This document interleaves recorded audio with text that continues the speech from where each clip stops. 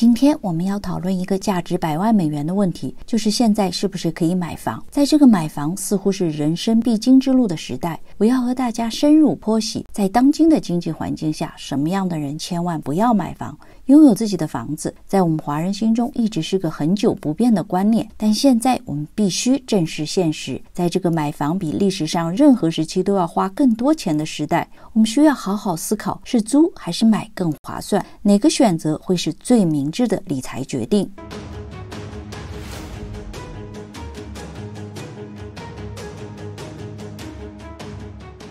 大家好，我是墨镜姐伊丽莎。看完这个视频，答案可能会颠覆你的三观，因为结果和你曾经听过的任何说法都可能不一样。在接下来的视频中，我将带你深入探讨这个问题，揭示一些你可能从来没有考虑过的因素，或许这将改变你对买房和租房的看法。如果你对未来的财务计划感到困惑，无论你是正在烦恼是不是要入市的新手，还是已经在买卖之间徘徊的老手，这个视频都绝对值得一看。让我们一起探讨在这个充满变数的时代，如何做出最明智的选择，以及如何在买房的道路上不踩雷。请大家记得点赞订阅，我们一起来探索理财的奥秘吧。最近我有一个朋友告诉我，他23岁的儿子如何在只有限首付的情况下，通过创意性融资而成功买房的故事。所谓的创意融资是房地产投资的一种形式，投资者可以不需要依赖传统的抵押贷款就可以投资房地产。创意融资可以采取多种形式，包括由业主来融资或者先租后买等多种形式。创意融资对存款不多又非常想买房的人听起来的确很有吸引力，可是我非常担心，目前收入并不稳定的人可能因此陷入困境中。在2002年，我买了我在加拿大的第一套房子，当时我只有10%的首付，也没有稳定的收入。房子买了不多久，先生的公司就快倒闭了，每个月只发1半的工资，我们必须把其中的一间税房和地下室都出租了，才能支付贷款和利息。过了好长一段时间的苦日子，因为不舍得用暖气，家里很冷，以至于我妈妈来看我的时候说，感觉我像住在监狱里一样。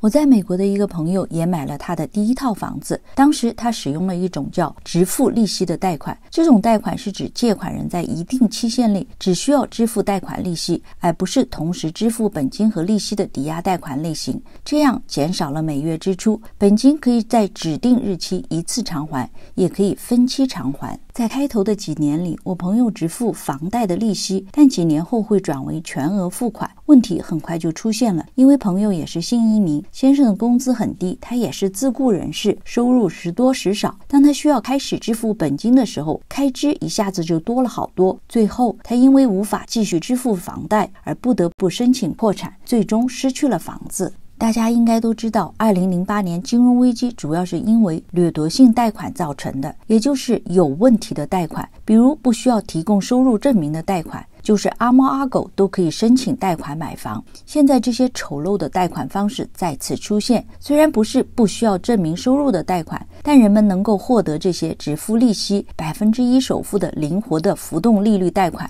目前的贷款机构之所以提供这些贷款，是因为贷款利率攀升后，没有像之前那么多人去申请抵押贷款了，他们正试图通过再次提供这些方案来提高销售。对我来说，这是一个灾难配方，不仅对房市，对购房者本人也是如此。贷款方可能会承诺未来利率会下降，但谁也不知道到底什么时候利率会下降。如果你只因为相信利率很快下降就使用这种贷款方式，只能说你正在冒险。这种产品依然存在是有原因的，贷款机构和地产经纪都会告诉你这是一个好产品。是的，如果你非常负责任地使用它，这确实是可以使用的贷款。如果你现在正在考虑这个事情，一定要三思，与不同的贷款专家交谈，确保你具备可以这样做的正确财务状况。如果你不知道自己在做什么，只是希望这可以让你买到第一套房子，那么可能的后果是你最终处于可怕的财务状况下。还有另外一种人们可以在今天的环境下买到比市场价格便宜的房子，那就是银行拍卖房，也叫指赎房。这对房价高到离谱的今天想买到便宜房子的人，的确是一个可以考虑的选项。但是在购买被拍卖的房产时，一定需要了解清楚这个房子是否存在重大问题，比如门前门后的大树看起来很好，但是很可能树根已经影响到地基，或者已经钻到地下管道里。这样当你搬进去住的时候，你必须要更换管道，这将是额外的巨大开支。还有房顶、暖通空调系统、锅炉系统，如果这些都要更换的话，对于那些只买得起银行拍卖房的家庭来说，这些开支会毁了你。所以一定要做好预算，特别是如果它是只赎财产，在大多数的情况下，卖家不会对那个被只赎的房产进行任何维修，甚至会故意破坏房子，发泄自己失去房子的愤怒心情。我很理解现在很多人都想要买一个房子，特别是一个负担得起的房子，但千万不要让自己陷入困境。你以便宜价格买到的房子，因为巨额的维修费用而变得比市场价还要高。今年8月份有一篇文章说，高达 93% 的近期购房者感到后悔，超过一半的购房者 56% 自从买房后就感到财务困难，近2/3 62% 的人难以按时支付房贷。此外，超过1/4的近期购房者表示，自买房以来，他们的总体财务状况和债务负担变得更糟。超过一半的购房者承担了额外的债务来维持他们的生活方式。调查显示，1/3的近期购房者对维护房屋需求感到懊悔。购房成本通常比人们预期的要贵得多，维护工作太多，买家往往因为想买到房子已经做出太多妥协，几乎没有钱进行任何维修。每次讨论现在是不是要买房子时，总是会回到这个终极的话题，就是说买房一定会比租房更合算。在我接下来深入探讨之前，请留言你的看法，认为买房比租房合算，留言1；认为租房比买房合算，留言2。一般来说，大家都会认为租房就是浪费钱，而买房则一直是一笔不错的投资。这些说法当然是有道理的，但在今天的房地产市场状况下，这并不是整个画面。为了让你更好地了解具体涉及了什么，让我们从拥有住房开始吧。我认为大多数人仅仅从表面上比较了抵押贷款和租金的基本成本，并立即认为这就是结论。拥有住房只是多花一点钱，因此租房是不好的。但正如你即将看到的，这并不完全准确。以下的讨论都基于假设将买一个接近美国房价中位数、价值40万美元、首付 10% 的房屋为例来核算真正的成本。当你购房时，你首先要考虑的是首付款。除了我们前面谈到的创意性贷款，在大多数的情况下，贷款机构要求购房者支付房价的 10% 至 20% 作为首付款。这意味着你至少需要自己支付4万美元，然后你将获得36万美元的贷款。如果我们只以 7% 的贷款利率来计算，每月的房贷大约是2400美元。第二，如果你的首付款低于 20%， 在很多情况下，你还将负责私人抵押保险。这是你每年在抵押贷款余额上额外支付的成本。这种保险可以在你万一无法还款的时候保护贷款机构，所以你每月还需支付额外的150元。第三，还有房产税，这个数字在各个州都是不同的。通常在现有付款之上，即使我们按平均 1.15% 计算，每月额外增加383美元。第四，你还需要房屋保险，这是必须要买的，保险也可能每月再花费200美元。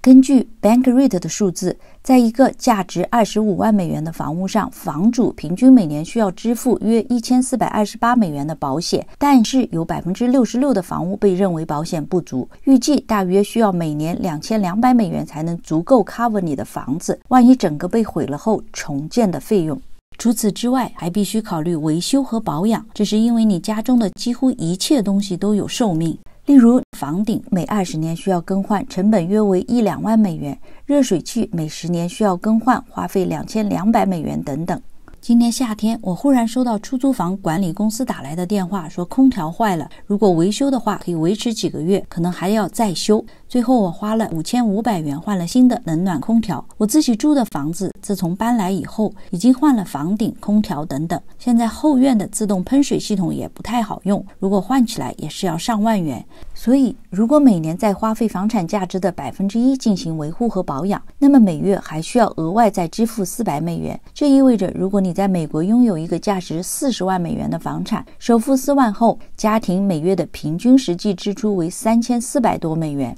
让我们假设一个更合理的数字，即你的房屋价值每年平均净增加 1%， 这意味着拥有一个价值40万美元的房屋，扣除开支、扣除减免和长期升值后，实际上每月的净支出约为2800美元。然而，这就是让事情变得有趣的地方。在我们深入探讨哪种选择实际上更便宜之前，让我们先谈谈租金。幸运的是，这一点相对简单，你支付的价格就是实际的价格，没有什么花巧的地方。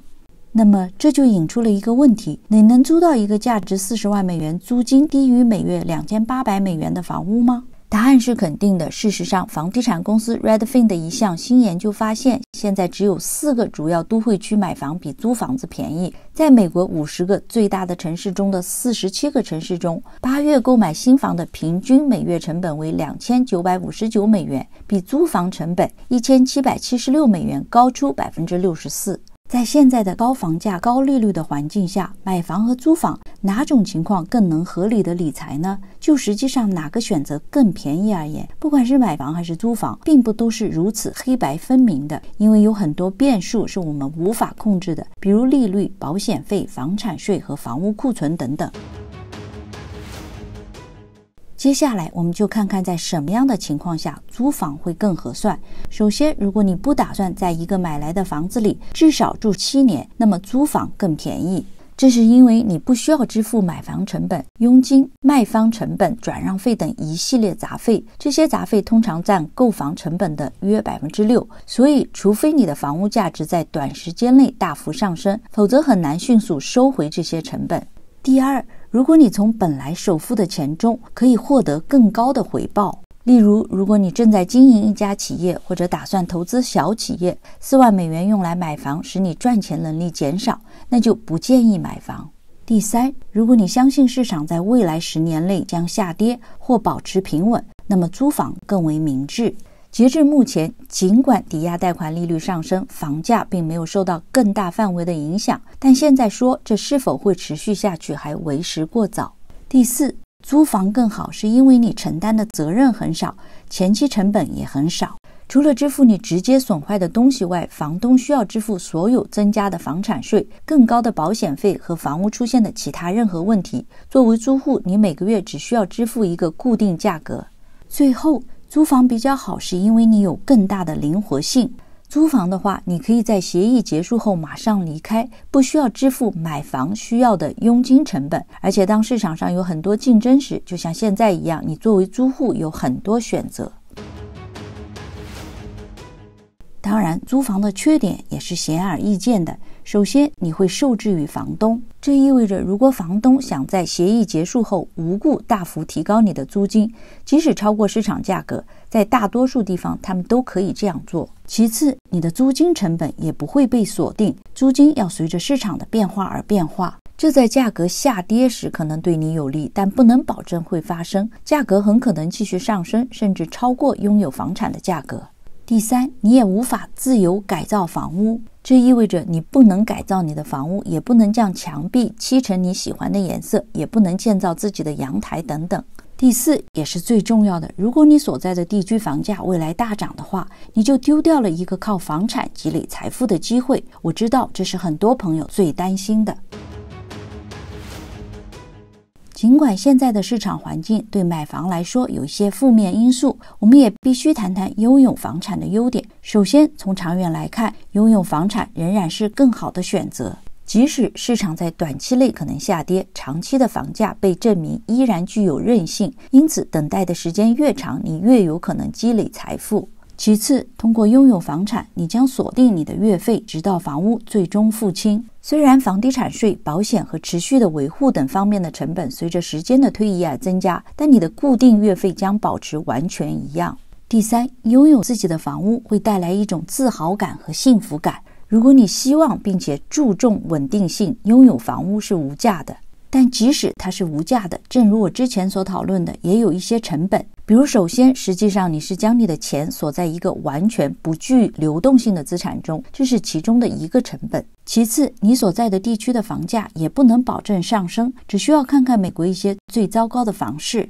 在这20个城市中，房价表现远远不及整体市场，你所在地区有很大可能在未来10年内根本不会有任何升值。当然，大部分的华人都不住在这些城市。第三，无论好坏，你都将被固定在你的房屋里。考虑一下，如果房屋价值下跌 5%， 你又必须出售时，你将不得不自己支付差额，以弥补你对房屋的债务和实际售价之间的差距。作为房主和房东，我非常理解每个人都想拥有住房的心情，尤其当你看到别人都买了房子，可能还因为投资多套房产而实现财务自由、及早退休的故事时，可是没有人会告诉你那后面的付出和可能存在的问题。有人会觉得，如果现在不买的话，那就再也买不起房子了。我的观点始终是，如果你不打算在你要买的房子里至少住7年的话，不要在经济起起落落的时候买房子，总是有最好的购买时机。在上次房地产崩盘期间，任何买了房子的人都会感觉天哪，我犯了一个巨大的错误。但如果他们在7年后仍然持有这个房产的话，很少有人会赔钱。所以如果你不打算保留这个房产超过7年，就不要买房子。如果买房是你的终极目标，那么从现在开始挣钱、存钱，提高信用分，直到你有足够的首付和稳定的收入。总之，现在的房地产市场很疯狂，也很不正常。我不认为每个人都应该现在买房子，但也许我的观点是错的，请在视频下方留言区讲讲你的故事和你的观点，我真的很喜欢听到他们。如果你还喜欢今天的主题的话，请不要忘了点赞、订阅、转发、分享，这样我就会制作更多此类话题。最后给大家推荐一下我自己现在使用的富途木木股票交易平台。富途木木现在给美国观众的最新福利是提供年化 5.1% 现金货币仓位，也就是说，我们放在投资账户里的这些闲置资金什么都不做，就可以吃到年化 5.1% 的利息。另外，在11月30日前，新用户入金1000元，最多可以获得15只免费股票或400美元。对加拿大的观众，从11月3日起至12月31日，可以通过我的链接参与新客入金的活动，赢取现金奖励，最高可得1520美元加币。对了，大家有没有注意到现在的我和我的短视频里的我，其实都是我的数字人分身。如果你对制作数字人感兴趣的话，可以点开视频下方和置顶留言里的专属链接。感谢大家收看，下周6不见不散。